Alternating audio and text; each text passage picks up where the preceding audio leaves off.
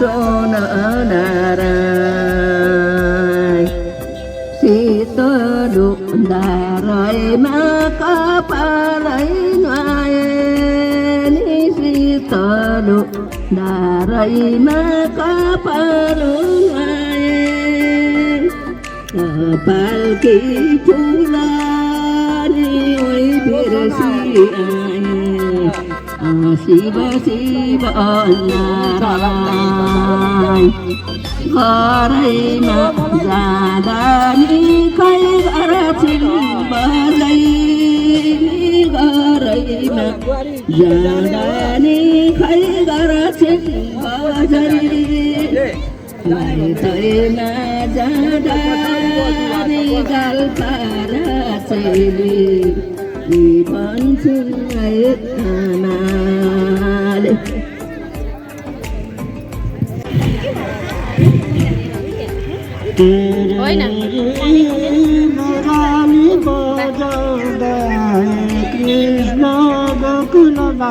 ताली पड्काउन सबैजनाले ताली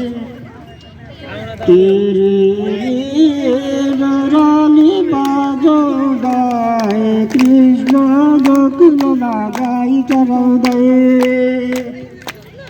कृष्णजीलाई वृन्दावनमा गाई जान्थे कृष्णजीलाई वृन्दावनमा गाई जान्थे गोठालाको गोठमा बसी म कचरी खान्थे मुरली बजाउँदै कृष्ण गोकुलमा गाई चराउँदै मुरली बजाउँदै कृष्ण गोकुलमा गाई चराउँदै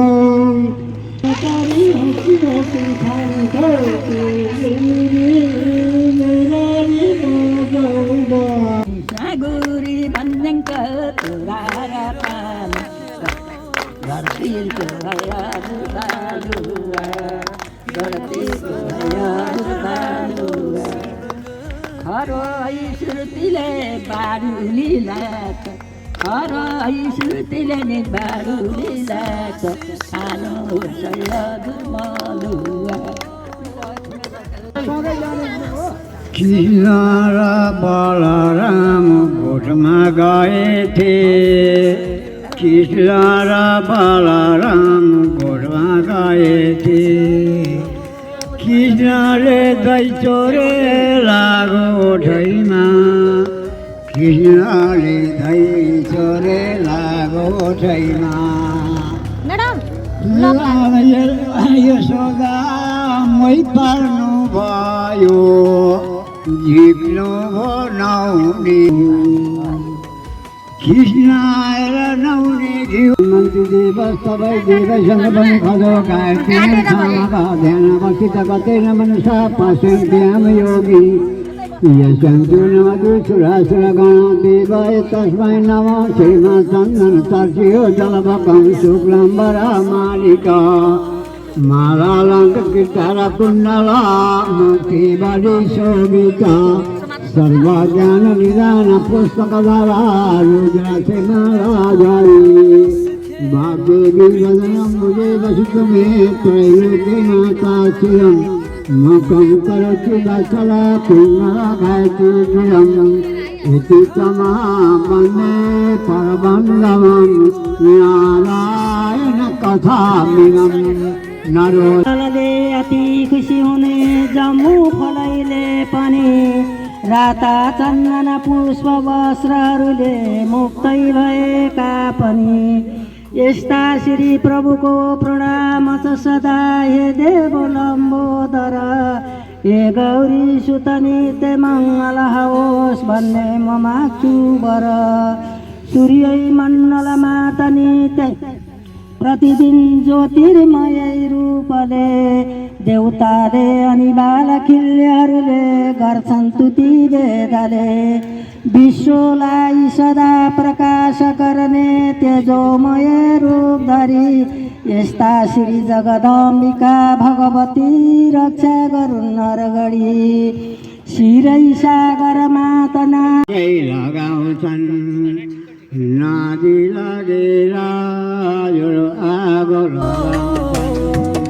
आफू जलेर सन्ततिका लागि उज्यालो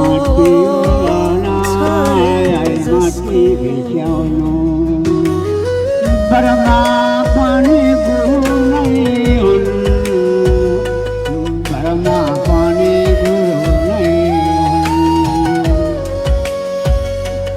बरमा पानी गुरु नहीं हुन् विष्णु पानी गुरु नहीं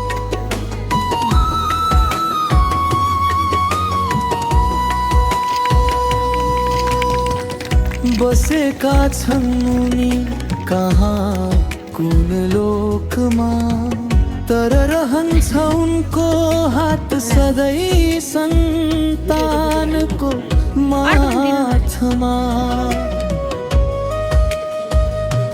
पुर्खाको रगत नजाओस् खेर कृति सुवास राख्न नगर्नु बेरा पुर्खा र पितृको आशिषले गर्छन् धरतीमा उन्नति सन्तानले नभुनको गुण र ज्ञान उनकै उपदेश रहोस् सधैँ सुज्ञान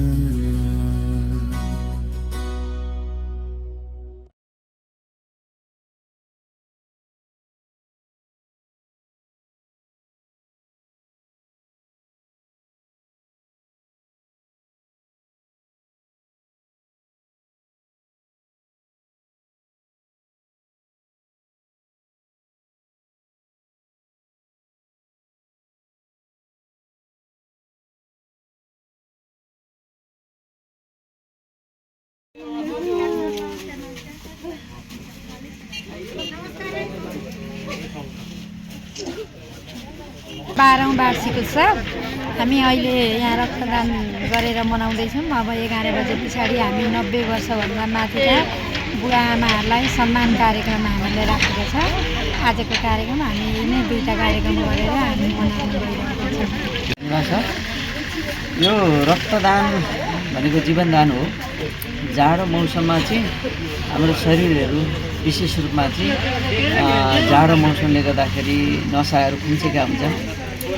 मुटुले राम्रो किसिमले काम गर्नका लागि एक्सर्साइज चाहिन्छ। हामीहरू चाहिँ विशेष रूपमा एक्सर्साइज कम गर्ने भएको कारणले गर्दाखेरि रक्तदानले चाहिँ कोल्ड स्टोरेजलाई प्रमोट गर्न सक्छ। ब्याड कोल्ड स्टोरेज हुन्छ, त्यसले चाहिँ रक्तदान गर्दाखेरि चाहिँ विशेष रूपमा चाहिँ स्वास्थ्य राम्रो हुन्छ। यहाँहरू सम्पूर्णलाई के भन्छु भनेदेखि तपाईँहरूले काहीँ रक्तदानको आयोजना गरेको देख्नु भएको छ भने र तपाईँको समय 3 महिना पुगेको छ भने रक्तदान गरेको यहाँहरूले रक्तदान गर्न सक्नुहुन्छ। विशेष रूपमा जाडाको मौसममा चाहिँ रक्तदान विशेष रूपमा गर्न सकियो भने शरीरले धेरैभन्दा धेरै स्वास्थ्य बनाउन मद्दत पुर्याउँछ। नयाँ सेलहरू बन्न सक्छन्। रक्तदान जाडोमा कमै हुन्छ, मान्छे बाहिर निस्किन अलि अप्ठ्यारो मान्नुहुन्छ जाडोको समयमा, त्यो भएर पनि कम भएको होला। तर आयोजक संस्थाहरूले चाहिँ रक्तदानको आयोजना गरिरहनु भएको छ। त्यो ठाउँमा हामी पुगेका छौँ र धेरैभन्दा धेरै बिरामीहरू पनि तपाईँलाई अपरेसनका केसहरू चाहिँ जाडो मौसममै धेरै रुचाएको कारणले गर्दाखेरि बिरामीहरू धेरै चाप पर्छ। यहाँहरूले रक्तदान गर्दा केही फरक पर्दैन। जाडो मौसममा रक्तदान गर्नुहोस्, शरीरलाई स्वस्थ बनाउनुहोस् भन्न चाहन्छु। म Siddhartha Dahal, Nepal red cross society दमकको उपचारको प्रवर्तक, यहाँहरू सम्पूर्णलाई हार्दिक शुभकामना सहित जाडो मौसममा पनि रक्तदान गर्नुहोस् भनेर शुभकामना दिन चाहन्छु। सरलाई पनि धेरै धेरै धन्यवाद। रक्तदान चाहिँ हामीले नबुझेर हो, हामी जनताहरूले यो अत्यन्तै दिनुपर्ने 3 महिना नकटाइ दिनुपर्ने चिज रहेछ। मैले पनि पछि बुझेँ हूँ, अलिक ढिलो सुरु भएर 19 चोटि मात्रै पुगेको छ र यो जाडोमा हुँदाखेरि झन् यसको चाहिँ कोलेस्ट्रोलहरू निर्मूल हुने अनि यो ब्लड फिल्टर हुने यो विभिन्न कारणले गर्दा रक्तदान चाहिँ अपरिहार्य महसुस मैले गरेको छु। सबैले यस्तै बुझिदिनु हुन पनि म अनुरोध गर्दछु। बेला पनि यो वार्षिक उत्सवमा हाम्रो पोहोरको साल पनि दमकमा गएर वृद्धहरूलाई फलफुलहरू खुवाएर सम्मान कार्यक्रम गरेर मनाएको थियो। बेला बेलामा बालबालिकाहरूलाई हाजिरी जवाब प्रतियोगिता, खेलकुद प्रतियोगिता गरेर यो वर्षौँ पछि हामी यसरी नै यो वार्षिक उत्सव मनाइरहेका छौँ। संस्थाका व्यवस्थापक कुमार पराजुलीज्यू, टङ्क पराजुली पनि भन्छौँ होइन, आजको कार्यक्रमका अध्यक्षज्यू, कार्यक्रमका प्रमुख अतिथिज्यू, कार्यक्रमका अतिथि महानुभावहरू, आजको कार्यक्रममा उपस्थित हुनुभएका अब केही समय पछाडि सम्मानित हुने आमा बुबाहरू, संस्थाका सञ्चालक समितिका पदाधिकारी सदस्यज्यूहरू, उपसमितिका पदाधिकारी सदस्यज्यूहरू, यो कार्यक्रममा उपस्थित हुनुभएका दाजुभाइ दिदीबहिनीहरू, कर्मचारी मित्रहरू, यहाँहरू सबैलाई म हार्दिक अभिवादन व्यक्त गर्न चाहन्छु। लखनपुर साना किसान कृषि सहकारी संस्थाले स्थापना भएको 12 वर्ष भएको छ। हामीले प्रत्येक वर्ष यो स्थापना दिवसको सन्दर्भ पारेर केही न केही गतिविधिहरू, कार्यक्रमहरू गर्ने गरेका छौँ। आजै पनि बिहान यहाँ रक्तदान कार्यक्रम थियो, रक्तदान कार्यक्रम सम्पन्न भइसकेको छ।